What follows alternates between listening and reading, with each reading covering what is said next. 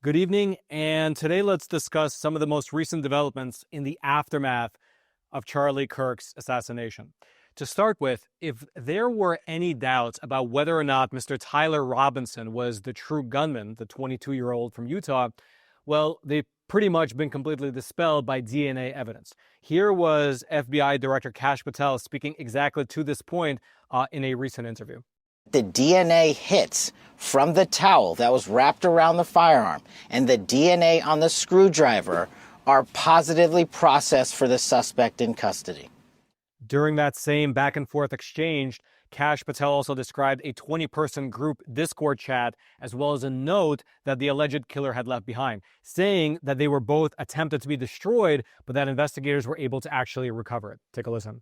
To summarize, basically saying, the suspect wrote a note saying, I have the opportunity to take out Charlie Kirk and I'm going to take it. That note was written before the shooting. Evidence of its existence, we now have learned, existed before the shooting, was in the location in the suspect and partner's home. But we have since learned that the note, even though it has been destroyed, we have found forensic evidence of the note, and we have confirmed what that note says because of our aggressive interview posture at the FBI.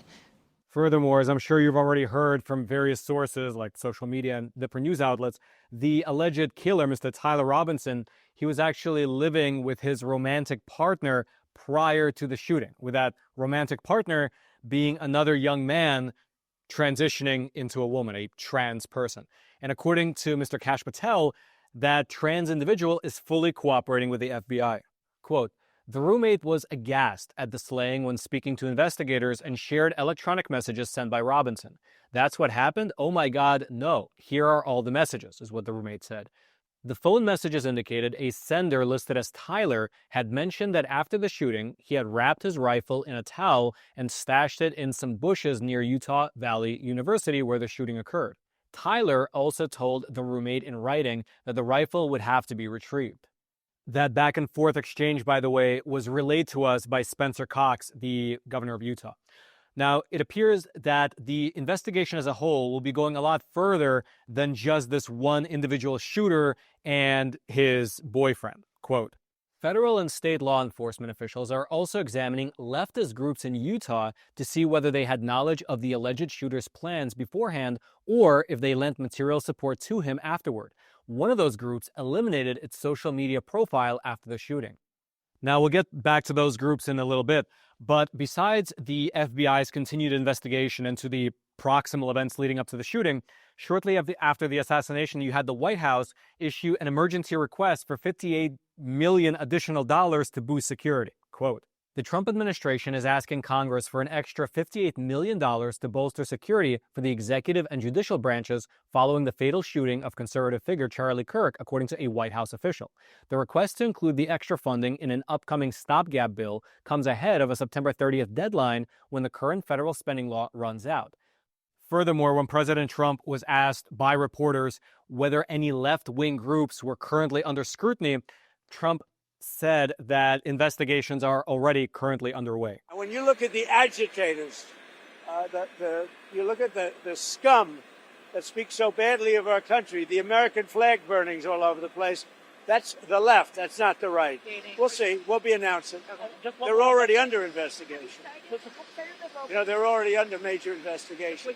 A lot of the people that you would traditionally say are on the left, already under investigation. Now, regarding which specific groups Trump was alluding to here, he did not specify, but we'll actually be covering that in a later episode. However, there are perhaps two things worth noting in respect to these comments. Firstly, what Trump said during that interview, it echoed a vow that he had made shortly after Charlie Kirk's death to, as he said, track down each and every one of those who contributed to that assassination. In fact, let me just play for you that part of the clip that Trump released, I believe the day right after Charlie Kirk was murdered. My administration will find each and every one of those who contributed to this atrocity and to other political violence, including the organizations that fund it and support it, as well as those who go after our judges, law enforcement officials, and everyone else who brings order to our country.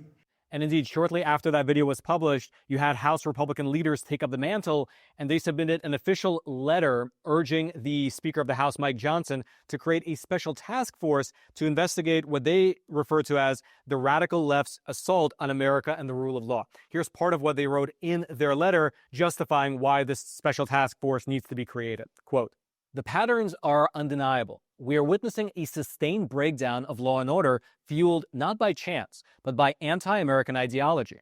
Of course, we witnessed the 2024 assassination attempt on President Trump, as well as the 2017 shooting of Republican lawmakers at baseball practice, but it goes well beyond politicians and to the people themselves. We have seen targets placed on the Family Research Council and Charlie Kirk by the Southern Poverty Law Center, only to witness shootings towards each, including the tragic assassination of Charlie just this week after being placed on the Southern Poverty Law Center's notorious hate map just 3 months ago. We have seen dangerous networks like Antifa organize, fund, and deploy sophisticated terror campaigns attacking law enforcement and destroying American cities." The letter then continues to name more organizations as well as more specific incidents of violence. And then it requests the following of, again, the House leadership, Mike Johnson, the House Speaker. Quote, "I respectfully request that the House of Representatives form a select committee on the money, influence, and power behind the radical left's assault on America and the rule of law. In the wake of numerous attacks on our way of life, the destruction of the rule of law, and the murder of innocent Americans, prominent and unknown alike, we must take every step to follow the money and uncover the force behind the NGOs, donors, media, public officials, and all entities driving this coordinated attack." Essentially, it would be the 2025 equivalent of the House Un-American Activities Committee. Now, 23 members of the Republican caucus signed on to that letter, and it was sent to House Speaker Mike Johnson, who has yet to respond. So he has yet to officially respond as to whether he's going to be setting up this committee or not. And so everything we discussed is on the government side. The FBI is looking into the proximal causes of Charlie Kirk's death and building a case against Mr. Tyler Robinson, as well as any other people or groups who were directly involved with the actual murder. While on the legislative and executive sides, well, those branches are gearing up for a much broader investigation into the radical left-wing groups overall, as well as the money flows behind them all. Now, on the public side, aside from the government, you have the fact that Charlie Kirk's death seems to have ignited a real massive upsurge in Turning Point chapter requests. Here is a statement on the matter from Mr. Andrew Colvey. He is the executive producer of the Charlie Kirk Show, and he breaks down how many more requests for new chapters for Turning Point have come in after Charlie's death compared to the amount that were there beforehand, and it's wild. Quote, "I wanted to share a report from Turning Point USA.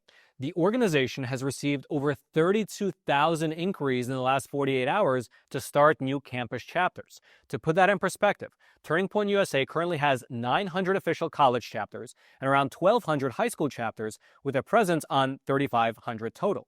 Charlie's vision to have a Club America chapter, our high school brand, in every high school in America, around 23,000, will come true much, much faster than he could have ever possibly imagined." That claim, by the way, for the number of requests, it's actually backed up by recent Google Trends data. As you can see with the graph up on your screen, searches for how to start a Turning Point chapter have spiked in the last week, meaning that the organization that Charlie founded, the one that really swung Gen Z towards the conservative side, is about to explode in popularity across the whole country. Think about it. They currently have 3,500 chapters across America, and so you can really just imagine the cultural and political impact that that organization will have when the number of chapters explodes and goes 10x in the next 1 or 2 years.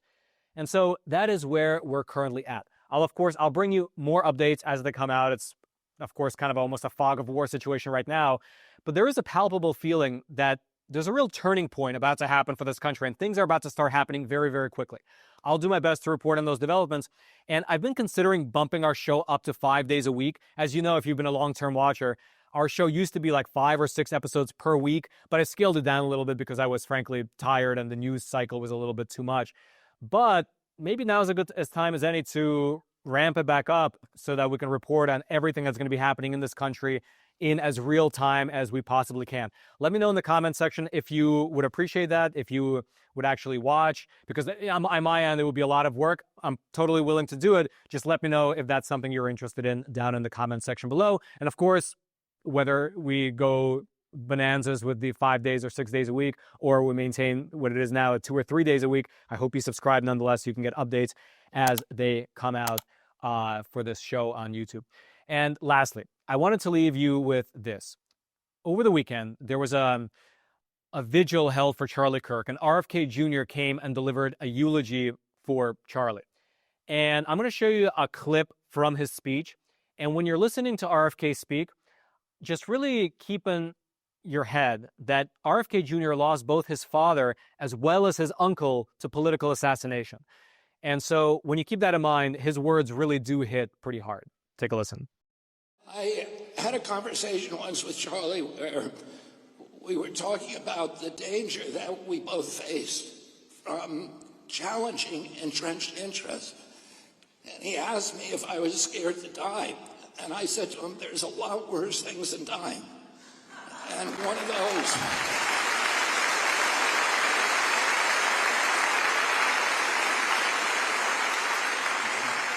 and chief among those, is losing our constitutional rights and having our children raised in slavery. And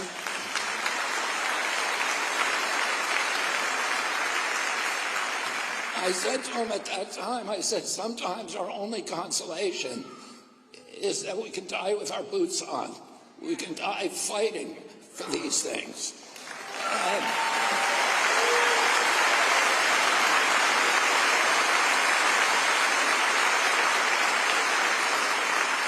Charlie gave his life so that the rest of us would not have to suffer those fates worse than death. Now it's our job, he's no longer there to lead us, to rush in and fill the breach and win this battle for our country, for God, and for our families. Thank you all.